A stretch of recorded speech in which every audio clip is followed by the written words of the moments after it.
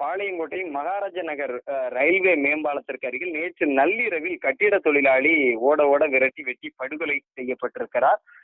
இந்த நிகழ்வு நடைபெற்றதை தொடர்ந்து அங்கு வந்த காவல்துறையினர் படுகொலை செய்யப்பட்ட நபரின் உடலை கைப்பற்றி உடற்கூறு ஆய்விற்காக திருநெல்வேலி அரசு மருத்துவக் கல்லூரி மருத்துவமனைக்கு அனுப்பி வைத்திருக்கிறார்கள்.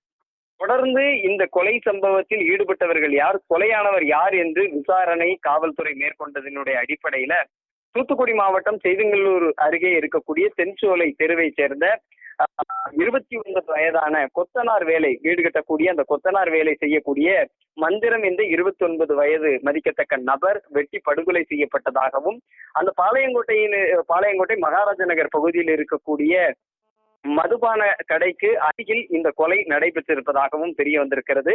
இரவு நேரத்தில் நடைபெற்ற இந்த கொலை சம்பந்தமாக காவல்துறையினர் அங்கு இருக்கக்கூடிய சிசிடிவி காட்சிகளை கைப்பற்றி முழுமையான விசாரணை மேற்கொண்டு வந்திருக்கிறார்கள். தொடர்ச்சியாக இந்த விசாரணை நடைபெற்று வரக்கூடிய அதே வேளையில் அருகில் இருக்கக்கூடிய அருகில் இருக்கக்கூடிய நபர்களே இந்த கொலை சம்பவத்தில் ஈடுபட்டிருக்கலாம் என்ற சந்தேகமும் காவல்துறைக்கு எழுந்திருக்கிறது.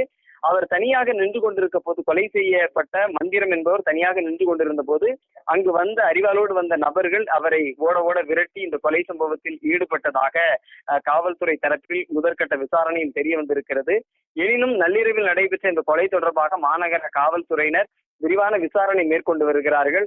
அது மட்டுமல்லாமல் செய்திங்கநல்லூர் பகுதியிலும் காவல்துறையினர் என்ன காரணத்திற்காக இந்த கொலை சம்பவம் நடத்தப்பட்டது என்பது குறித்தும் விரிவான விசாரணையை மேற்கொண்டு வருகிறார்கள்.